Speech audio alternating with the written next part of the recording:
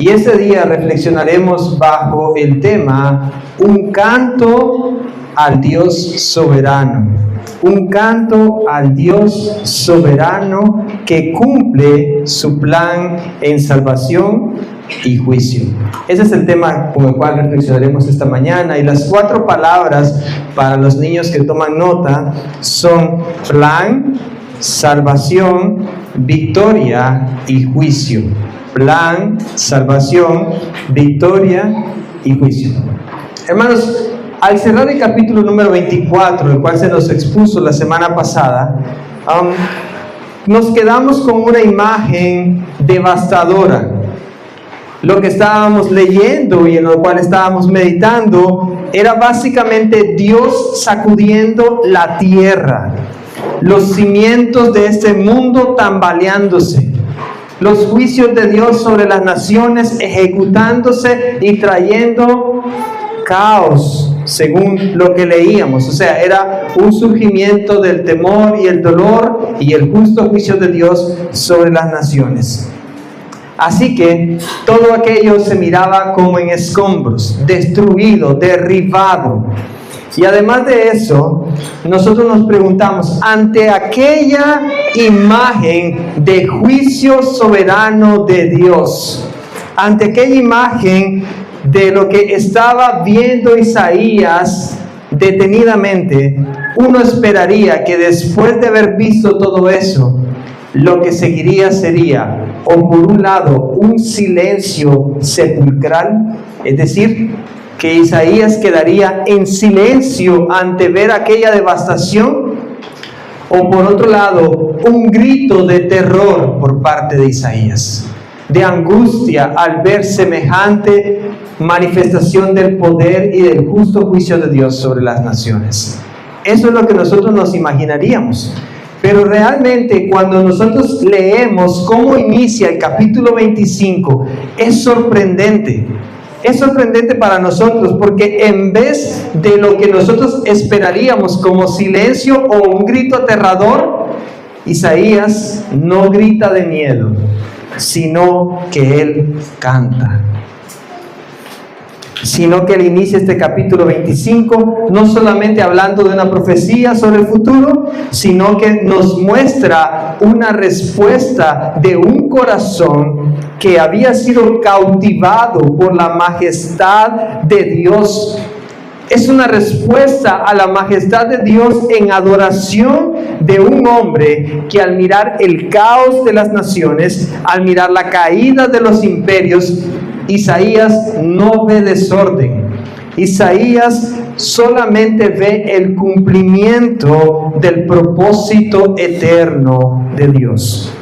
Isaías entiende que detrás del aparente caos de la historia no hay azar. No es que sucedieron un par de cosas y las cosas se salieron de control, sino que el decreto soberano de Dios se ejecuta tal y como Él ya lo viene anunciando en todos los capítulos anteriores. Así que eso corrige en la perspectiva de nosotros, al acercarnos a la palabra de Dios y al acercarnos a los justos juicios de Dios, de que nosotros no debemos de pensar como otras iglesias que piensan que venimos a adorar a Dios en el día del Señor porque nosotros tenemos algo para dar al Señor, porque nosotros tenemos algo que vamos a fabricar o a generar desde lo más adentro de nuestro ser para Dios, sino que realmente nosotros debemos de entender de que la Biblia nos enseña que la adoración a Dios proviene del hecho de que nosotros podamos contemplar a Dios tal y como Él es. Y hoy en la mañana estábamos viendo en la escuela bíblica, ¿verdad? Estábamos viendo que adoramos a Dios en respuesta. Es una respuesta, la verdadera adoración es una respuesta reverente, una respuesta obediente, una respuesta gozosa del pueblo redimido ante la revelación de Dios. Ante la proclamación de la palabra, nosotros respondemos. Ante los cantos bíblicos, ante la lectura bíblica, nosotros respondemos a Dios con una adoración verdadera, una adoración reverente, obediente y gozosa del pueblo de Dios ante la revelación de Dios, ofrecida solo y conforme a su palabra y para su gloria. Así que esa es la reacción inevitable del alma cuando contempla a Dios y cómo lo que Dios ha determinado, Dios lo ejecuta perfectamente en el tiempo que Él ha determinado. Para nosotros hoy, este mensaje, este capítulo 25 de Isaías es un ancla necesaria. En un tiempo donde nuestra paz parece depender de la estabilidad de los gobiernos, de la salud que podemos tener o de nuestra economía o de la seguridad de nuestras fronteras, Isaías nos recuerda que una verdadera seguridad descansa solo y exclusivamente en los consejos antiguos, en los decretos eternos de Dios. Esos planes que Dios trazó desde antes de la fundación del mundo, antes de que lo que existiese o lo creado fuese, son verdad y son fieles. Así que este texto de capítulo 25 nos sumerge en tres realidades gloriosas que meditaremos esta mañana. En primer lugar, el fundamento de todo. El fundamento de todo. Esos son los decretos fieles y soberanos de Dios. Él actúa según su pacto de redención. Ese pacto que es conocido en teología como el Pactus Salutis, el pacto de redención. Ese acuerdo trinitario entre antes de todo lo creado, el Padre escogió un pueblo por puro amor. Ese Padre también soberanamente traza el plan y entrega a su Hijo. El Hijo voluntariamente decide obedecer al Padre, vivir una vida perfecta y morir en la cruz. Él paga el precio que el plan redentor requería. Y el Espíritu Santo, quien se compromete a aplicar esa salvación y lo mantiene transformando y despertando los corazones de los pecadores, regenerando y también manteniéndolos santos hasta el fin. Así que en ese pacto intritrinitario, ellos decretan la salvación de su pueblo. Nada de lo que pase en la tierra puede alterar ese plan que Dios selló en eternidad. Ese es el fundamento de todo. Y luego meditaremos un poco acerca del centro de ese plan de redención, el centro de todo. Y eso es la salvación consumada de Dios, que Dios mismo ha preparado y que Él ofrece alivio y finalmente victoria sobre la muerte y sobre nuestro pecado. Y en tercer lugar, el resultado de todo eso. Bueno, si hemos visto los decretos de Dios, su fidelidad, hemos visto el centro de Dios, su consumación de la salvación y el resultado. Veremos al final un contraste en la respuesta a esta gloriosa verdad. Por un lado, veremos el pueblo santo de Dios que espera con ansias la realización de todas las cosas y la consumación de todas las cosas. Pero por otro lado, veremos a Moab siendo batido hasta el polvo. Y de eso se trata este capítulo 25 de Isaías. Pero antes de profundizar en estos decretos eternos y antes de que nosotros podamos sumergirnos en las palabras de esta profecía para nosotros, por favor les ruego que podamos interceder y orar delante de Dios y clamar una vez más por su iluminación. Padre nuestro, venimos una vez más esta mañana delante de ti, reconociendo, oh Dios, que tú eres el único Dios verdadero y que también tú eres un Dios soberano. Desde la eternidad y hasta la eternidad, tú eres Dios. Esta mañana te pedimos que nos muestres cómo tú has obrado soberanamente a lo largo del tiempo, según tu plan de redención, y que nos hables, por favor, a través de tu santa y bendita palabra. Esta mañana, oh Dios, entendemos de que eres tú quien hablará a tu pueblo por medio de tu palabra. Y te pedimos, oh Dios, que por favor nos ayudes a oír la voz del pastor de nuestras almas. Por favor, quita el velo de nuestros corazones para que podamos ver a Cristo. Te lo pedimos, oh Dios, por Jesucristo nuestro Señor y Redentor. Amén. Así que vamos a ir al primer punto de este sermón, el fundamento, la fidelidad de Dios en sus decretos, a través de los versículos 1 al 5. Y cuando vamos al primer versículo, nosotros vemos cómo cambia, ¿verdad? Cómo sorprende este primer versículo. Dice: Jehová, tú eres mi Dios, te exaltaré, alabaré tu nombre, porque has hecho maravillas. Tus consejos antiguos son verdad y firmeza. Y esto prácticamente es la base, el fundamento de este capítulo.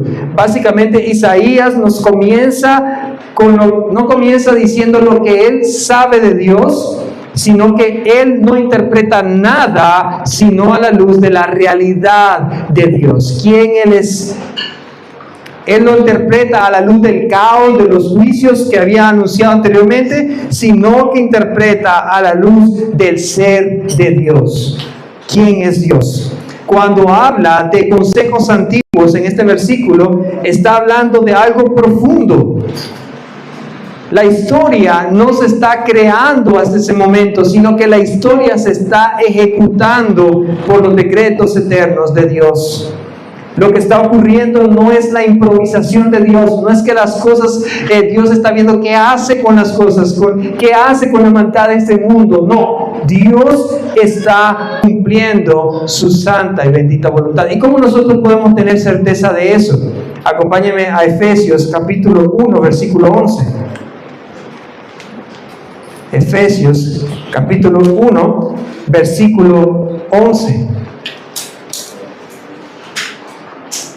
Dice así: en Él, es en Cristo, tuvimos herencia, habiendo sido predestinados conforme al propósito del que hace todas las cosas según el designio de su voluntad. Todas las cosas son hechas según el designio de su voluntad. Conforme al propósito de Dios, todas las cosas son hechas.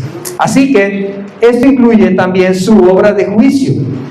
Su obra de juicio, el hecho de que hayamos visto en los capítulos anteriores cómo Dios derramaría de sus juicios sobre cada una de estas naciones, también está contemplado dentro de su plan de redención, de su plan de exaltar su justicia y también su misericordia. Así que cuando vemos esto a la luz de Isaías capítulo 25, en el versículo número 2 dice: porque convertiste la ciudad en montón, la ciudad fortificada en ruina, el alcázar de los extraños, para que no sea ciudad, ni nunca más sea reedificado. Una de las evidencias que nosotros podemos ver de los justos juicios de Dios es que las ciudades serían desmoronadas, destruidas. Si ustedes recuerdan, en algunos capítulos que leímos anteriormente, semanas atrás, nos hablaba de que habían ciudades que no serían nunca más habitadas y solo quedarían en ruinas. Así que allí nos está mostrando de que su obra también es ejecutar sus justos juicios.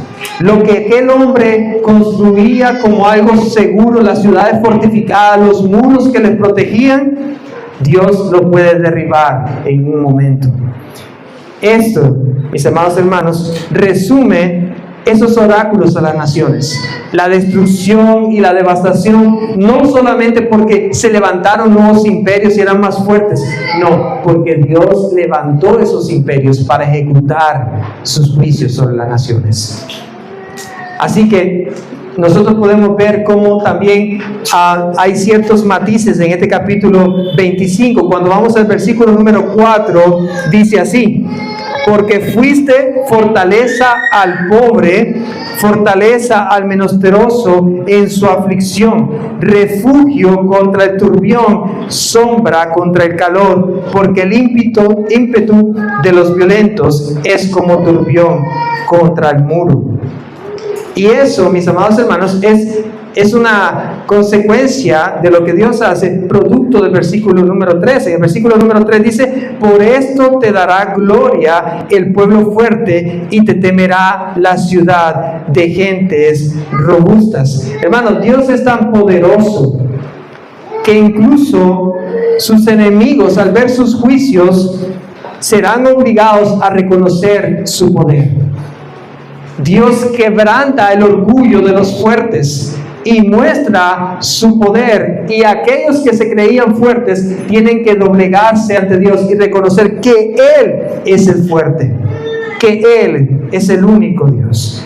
Así que en el versículo 4 nosotros vemos que Dios está mostrando su misericordia, que Dios está mostrando su bondad, porque así como los hombres confiaban en sus fortalezas, en sus fortificaciones, dice que Él mismo, Dios mismo, es la fortaleza al pobre.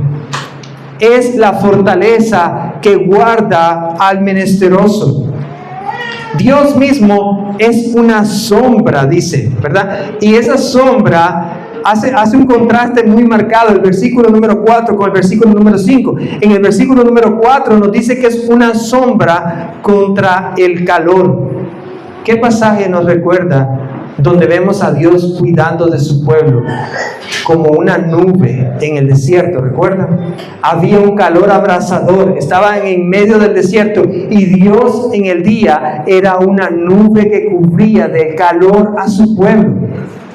Nos muestra la protección divina, la provisión de Dios para cuidarnos en medio de las aflicciones y de ser nuestro refugio fiel, una sombra contra el calor. Pero cuando nosotros vamos al versículo 5, dice: como el calor en lugar seco, así humillarás el orgullo de los extraños, y como calor debajo de nube, harás marchitar el renuevo de los robustos. Aún que al inicio, en el versículo 4, nos habla de una sombra que cubriría del calor, ahora en el versículo 5 dice que esa misma sombra ahora está mitigando el calor, está asfixiando. Dice que se marchitan el ímpetu de los violentos. Nada es demasiado fuerte para Él. Aún los violentos son marchitados, dice, por causa de la mano soberana de Dios. Y ese calor, esa sombra que protege del calor a su pueblo, también es ahora bajo la sombra de Dios para aquellos que son robustos, para aquellos que son extraños, para aquellos que son orgullosos, sirve de humillación. ¿Por qué? Porque eso nos demuestra que Dios está en control soberano. Ciertamente en su gracia común Dios dice que hace salir el sol sobre buenos y malos, pero Dios también ejecuta sus justos juicios, y lo que para unos es sinónimo de protección y de refugio contra el calor abrasador, para otros es un calor insoportable. Y eso refiere a sus juicios, un ataque o una prueba que ellos no pueden soportar. Hermanos, a veces nuestras ciudades, como en este pasaje, ¿verdad? Nuestras ciudades, lo que nosotros construimos, pueden ser nuestros ídolos de autosuficiencia delante de Dios. Construimos ciertos muros para tratar de controlar las cosas y hacernos autosuficientes y no depender de Dios, y no humillarnos y confiar en su providencia. Pero esto, mis hermanos, nos muestra una vez más, este capítulo 25 nos muestra una vez más la fidelidad de Dios, la cual desmantela todas nuestras seguridades. No lo hace solamente como un juez distante que disfruta vernos perder o tener dolor, sino que ahora mismo estamos viendo cómo Dios en su soberanía guarda a su pueblo, extiende su mano para proteger del calor abrasador de las pruebas y dificultades y situaciones que tengamos que acontecer. Pero hoy, mis hermanos, somos llamados a no poner nuestra confianza en lo temporal, sino que realmente nosotros pongamos nuestra mirada en el Señor, en lo eterno. Es decir, que nosotros podamos confiar en sus propósitos eternos que trascienden esa vida. Y eso nos lleva a nuestro segundo punto, el centro. Ahora que hemos visto cómo Dios ha orquestado todo soberanamente, Él ha dictado el futuro desde el inicio y Él ha dicho la forma en que Él salvaría a su pueblo. Él ha dicho sus justos juicios y los ejecuta perfectamente en el tiempo que Él ha ordenado. También podemos ver el centro y la cúspide de ese plan glorioso, hablando de la salvación consumada que Dios había preparado. Y eso lo vamos a ver en los versículos 6 al 8. El versículo 6 dice: y Jehová de los ejércitos hará en este monte a todos los pueblos banquete de manjares suculentos, banquete de vinos refinados, de gruesos tuétanos y de vinos purificados. Hermanos, ya no solamente nosotros no solo estamos viendo los justos juicios de Dios derramados sobre las naciones, sino que ahora también Dios nos está permitiendo ver hacia dónde va todo. Dios no solamente gobierna la historia pasada y la historia presente, Dios también lleva la historia de su pueblo a un final glorioso y esperanzador. El monte que nosotros leemos ahí, para ampliar un poco más la idea, si nos regresamos al versículo 23 del capítulo 24, nos habla del monte y dice que el monte, dice: la luna se avergonzará y el sol se confundirá cuando Jehová de los ejércitos reine en el monte de Sión y en Jerusalén, y delante de sus ancianos sea glorioso. Así que el monte refiere al monte de Sión, ese lugar donde estaba el templo, representaba la presencia de Dios entre su pueblo y proféticamente apunta al gobierno universal de Dios. La salvación extendida no solamente al pueblo de Israel étnico, sino a todos los pueblos que Él ha escogido para salvación.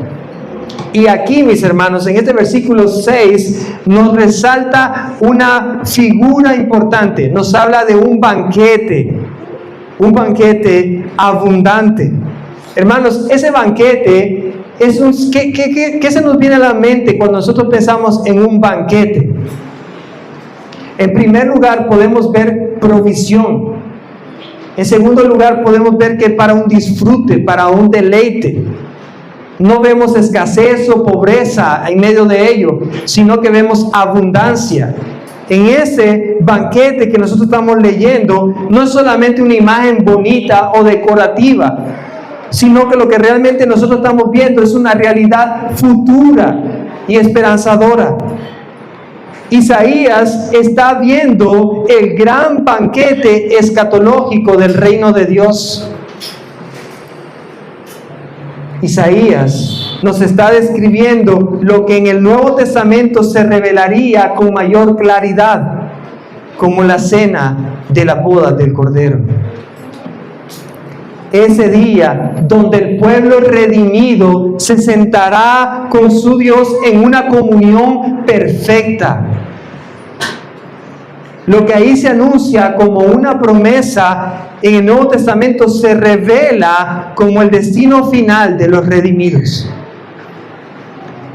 Cuando vamos a Apocalipsis, busquemos Apocalipsis capítulo 19. Y si tiene algo para señalar ahí, puede dejarlo entre Apocalipsis marcado e Isaías, por favor. Apocalipsis 19, versículos 7 y 9. 7 a 9.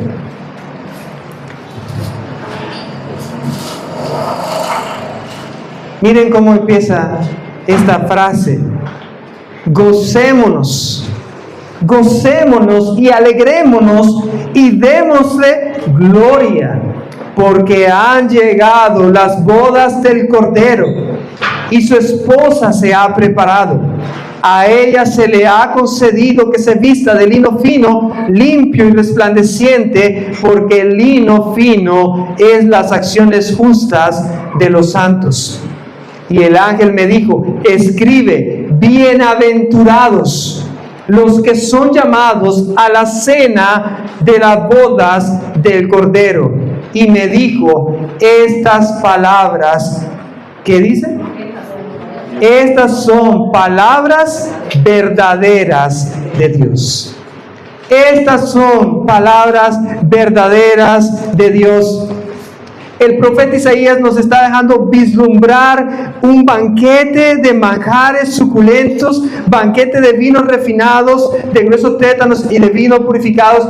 Pero no solamente es como un banquete natural, no solamente es como que después de la escasez y de la pobreza Dios va a traer abundancia en nuestra mesa, sino que está apuntando a algo mayor, a un regocijo, a un gozo eterno, donde aquellos que estén sentados en ese banquete estarán con su Dios y son llamados bienaventurados.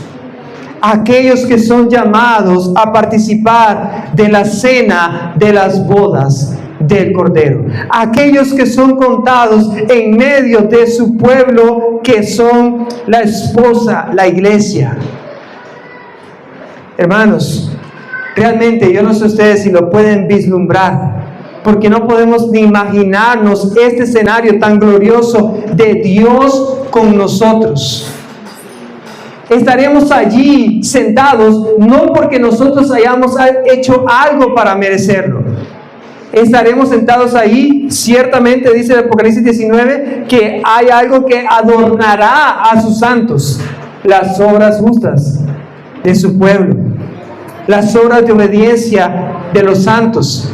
Pero no estaremos allí porque hemos pagado un precio, no estaremos allí sentados porque lo merecemos o porque Dios nos debe algo, sino por su inmensa gracia y bondad, por su decreto eterno, porque Dios así lo predestinó, porque Dios así lo escogió, hacernos partícipes.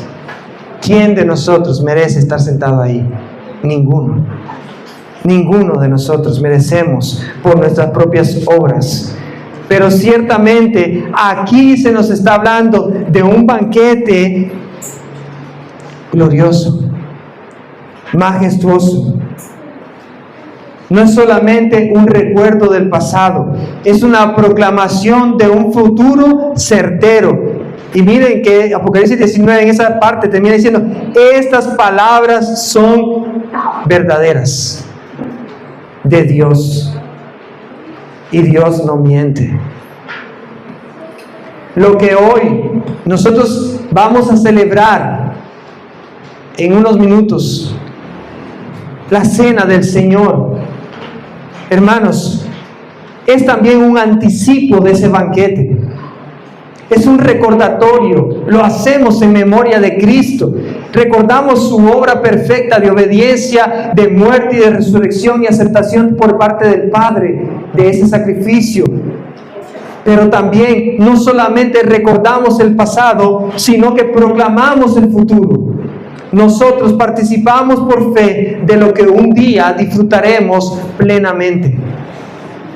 Así que, mis hermanos, cuando el pastor Luis o alguno de mis hermanos los anima y dicen: hermanos, no menospreciemos el llamado que tenemos de participar como su iglesia en la cena del Señor. Porque si nosotros despreciamos eso, estamos también despreciando lo que se representa y se vislumbra en un futuro: las bodas, la cena de las bodas del Cordero. Y eso apunta más profundo en nuestro corazón. Despreciamos el Evangelio mismo. Así que nosotros debemos de considerar de que hay una promesa maravillosa, hay algo que nos debe de alentar gozo y alegría futura, y debemos de resultar en dar gloria a Dios por ello. En el versículo 7 de Isaías 25, dice: y destruirás en ese monte la cubierta con que están cubiertos todos los pueblos y el velo que envuelve a todas las naciones. Ahí nos habla de que el velo será quitado. Que el velo que no permite que las personas de las naciones puedan ver a Dios y puedan creer en Dios y puedan obedecer a Dios, un día será quitado y ellos verán claramente al Dios justo. Pero también verán la justa ira de Dios. Gloria a Dios, porque el velo para nosotros ha sido quitado. Porque nosotros hoy podemos ver a Cristo.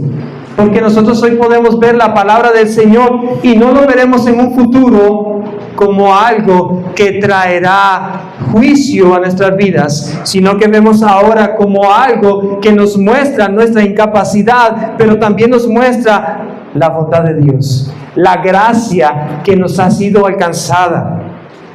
En el versículo número 8 dice: destruirá a la muerte para siempre.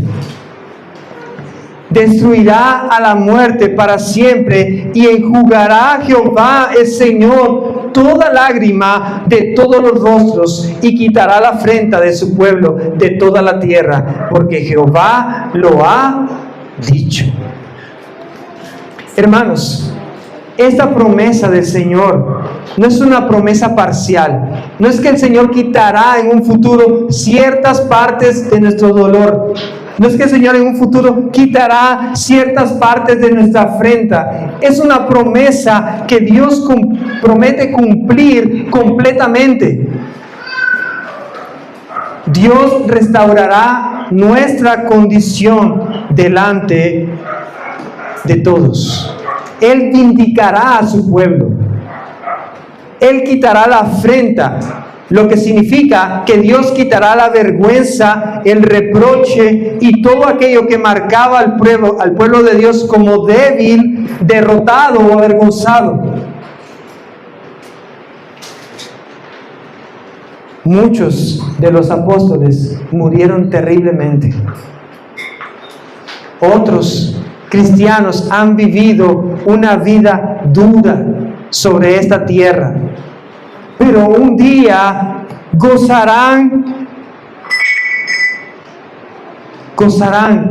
de la plenitud de Dios, gozarán de un gozo completo. Y la promesa del Señor, además de quitar la afrenta, es también la promesa de destruir a la muerte para siempre.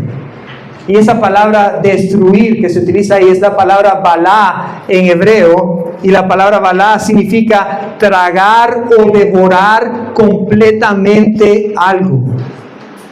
Tragar o devorar completamente algo. Y yo sé que suena como una imagen muy fuerte para nosotros, pero imagínense esto: la muerte siempre ha devorado al hombre. ¿Quién de nosotros puede huir de la muerte? Recordemos que es una consecuencia por el pecado y la desobediencia. Nadie puede ser librado de esa muerte primera.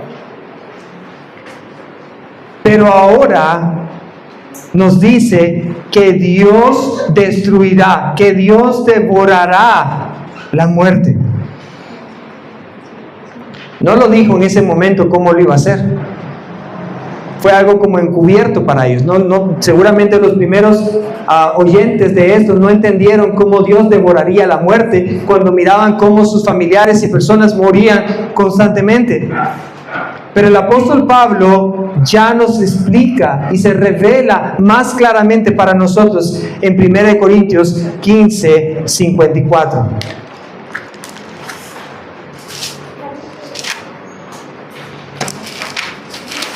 Primera de Corintios 15, 54. Dice así: y cuando esto corruptible se haya vestido de incorrupción, y esto mortal se haya vestido de inmortalidad, entonces se cumplirá la palabra que está escrita: sórbida es la muerte en victoria. Y esa palabra sórbida en griego es la palabra katepote, y tiene el mismo sentido de la palabra que estábamos viendo en Isaías 25. Significa, otras versiones lo traducen como: devorada es la muerte en victoria. Pablo utiliza este término para decir que la muerte será tragada completamente hasta desaparecer. Entonces está retomando Isaías 25:8, la muerte será devorada, decía, ¿verdad? ¿Y dónde y cómo es que esto ocurre? En la cruz parecía vislumbrarse de que la muerte estaba triunfando sobre Cristo, el autor de la vida. Ese cuadro oscuro donde Jesús está crucificado en agonía,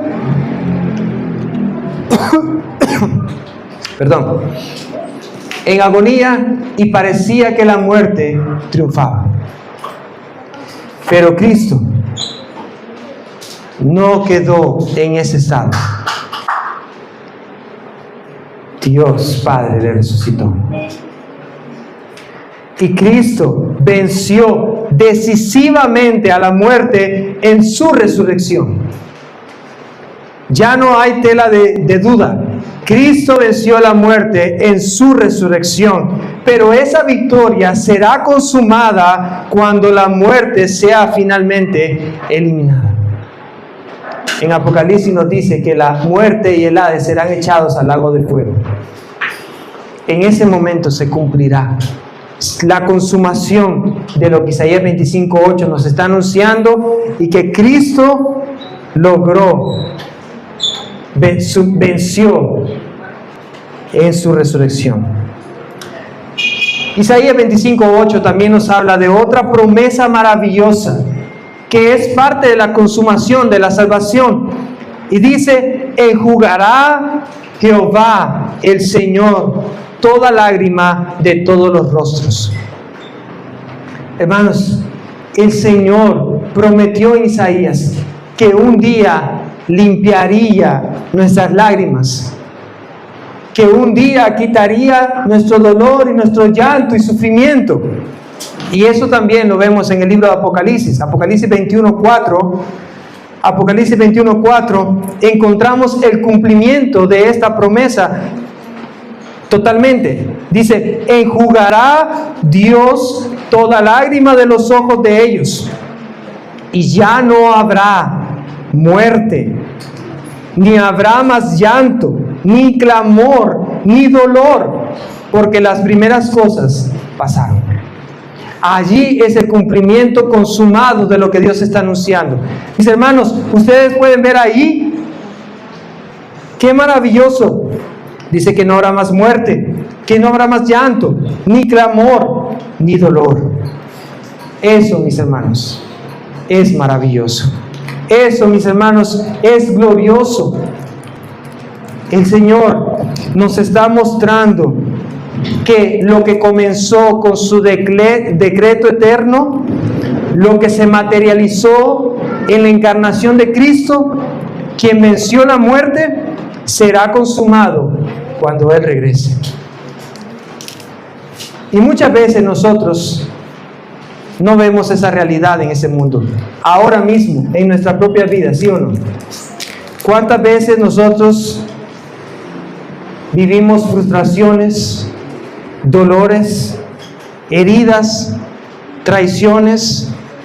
¿Cuántas veces nosotros no nos vemos como esa esposa en las bodas del Cordero, limpia, pura?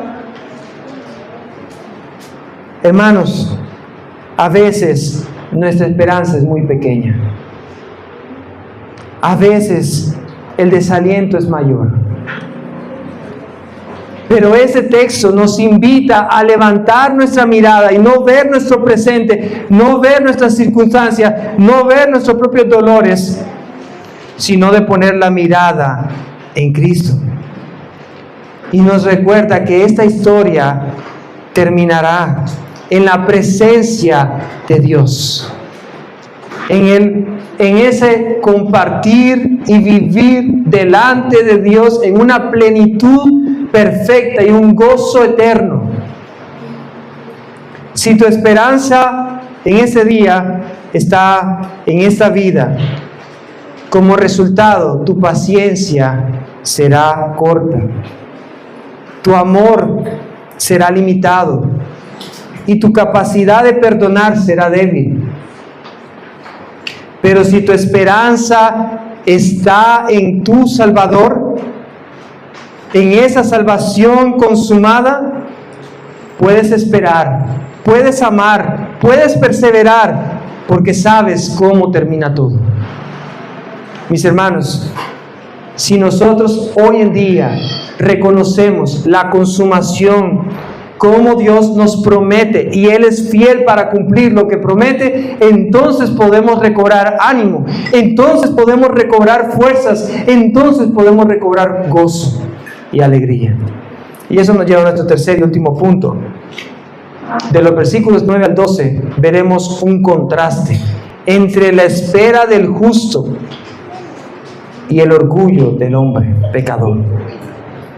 Después de mostrarnos el fundamento y el centro, el texto nos lleva a este contraste inevitable. Versículo 9. Y se dirá en aquel día: he aquí, este es nuestro Dios, le hemos esperado y nos salvará. Este es Jehová, a quien hemos esperado. Nos gozaremos y nos alegraremos en su salvación. Esa debe ser la respuesta del pueblo de Dios. Una fe que espera. Una fe que espera pacientemente, con confianza. No es una espera pasiva y olvidada. Es una espera activa que requiere confianza, firmeza. El Salmo 130, versículo 5 dice: esperé yo a Jehová, esperó mi alma, en su palabra he esperado. Y ahí recalibra la manera en que nosotros debemos de esperar. Porque si nosotros solamente esperamos como en el banco un turno, o en una oficina un turno sentados, nos vamos a desesperar. La manera en que nosotros podemos esperar a nuestro Dios y el cumplimiento de todo lo que Él promete es a través de su palabra. Su palabra es la que infunde en nosotros aliento. Su palabra es quien nos recuerda sus promesas. Y su palabra es quien nos recuerda quién es nuestro Dios. Y Él es fiel para cumplir sus promesas. En los versículos 10 al 11 nos muestra el contraste. Si por un lado su iglesia está esperando, y si ustedes vamos a recordar hoy en la Santa Cena, al final se dice: y esperamos, y decimos: ven, Señor Jesús. La iglesia está expectante de lo que vendrá, del cumplimiento. Pero en los versículos 10 y 11 aparece Moab. Dice: porque la mano de Jehová reposará en este monte, pero Moab será hollado en su mismo sitio, como es hollada la paja en el muladar. Y esa expresión, la paja en el muladar, en otras versiones se traduce como se pisa la paja en el estercolero. Y extenderá su mano por medio de él, como le extiende el nadador para nadar, y abatirá su soberbia y la destreza de sus manos. Ciertamente Moab es una nación real, que había sido también anunciado el juicio para con ellos, pero también es una representación del orgullo humano. Isaías lo describe como alguien que intenta sostenerse, como alguien que está tratando de nadar, pero termina humillado. Está hablando de el esfuerzo propio que ellos están tratando para salvarse. Están tratando de nadar con sus fuerzas, Están tratando de intentar sostenerse, pero no pueden. Aquí el texto no se enfoca en Moab como un tema principal, sino como un contraste. Después de haber visto quién es Dios, eterno y soberano, lo que Él hará, ahora nos muestra dos posibles respuestas del hombre: esperar en Él o terminar humillado. Aquí el texto nos está mostrando lo que claramente también Santiago 4:6 resume claramente. Santiago 4:6 dice: pero Él da mayor gracia, porque Dios resiste a los soberbios y da gracia a los humildes. Un contraste. Por un lado, aquellos que son soberbios y resisten a Dios y tratan con sus fuerzas, pero quedarán humillados, porque Dios también los resistirá. Pero también hay otros que son humildes, que reconocen, y a esos es a los que Dios le da su gracia. En conclusión, Isaías capítulo 25 nos muestra algo glorioso. Un Dios que cumple sus propósitos, un Dios que prepara una redención consumada, pero también un Dios que refleja y nos muestra el corazón humano. Como iglesia, nuestra seguridad no está en nuestra membresía, de nuestro compromiso, nuestro pacto en esa iglesia. Nuestra seguridad no está en lo que nosotros sentimos ni en lo que podemos controlar. Nuestra seguridad debe estar solo en los consejos antiguos de este Dios fiel, el único Dios en quien hemos creído. Si eres creyente, afirma como un ancla en la palabra del Señor tu fe y tu confianza. Considera nuevamente que Dios es fiel para salvarnos y para preservarnos. Pero también considera que para ti ya está, en un sentido profético y figurativo, la mesa está preparada, la muerte está vencida y nuestra salvación está asegurada. Pero si no estás en Cristo, este texto no es una invitación, es una advertencia. Es una advertencia porque mira cómo termina el versículo 11. Moab intenta sostenerse, intenta nadar, intenta salvarse a sí mismo, pero termina humillado. No importa cuánto te esfuerces, en tus fuerzas no puedes. No importa cuánto luches, no importa cuánto intentes mejorar, cómo ser una buena persona. Si no estás en Cristo, terminarás en un futuro humillado eternamente. El versículo 12, y con eso terminamos esta mañana.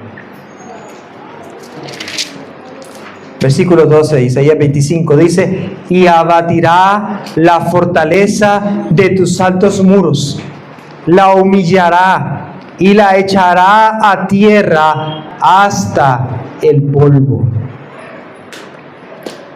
No nos está hablando de una destrucción parcial, nos está hablando de un juicio determinante. No queda ninguna esperanza para el pecador no arrepentido. En el futuro, cuando Dios juzgue, no habrá más esperanza. Hoy es el día. Hoy es el día. Como mirábamos en la predicación de Hechos capítulo 2 más temprano, hoy es el día para arrepentirnos y creer. Aquí es donde la gracia del Evangelio resplandece con mayor gloria. Nos dice que ese mismo Dios que un día humillará y derribará y castigará, también es el mismo Dios que salva. Deja de nadar, deja el orgullo y ven al único Dios, y ven al único que venció la muerte, el único que puede darte vida, el único que puede sostenerte del juicio venidero. Oremos. Padre nuestro, te damos gracias porque esta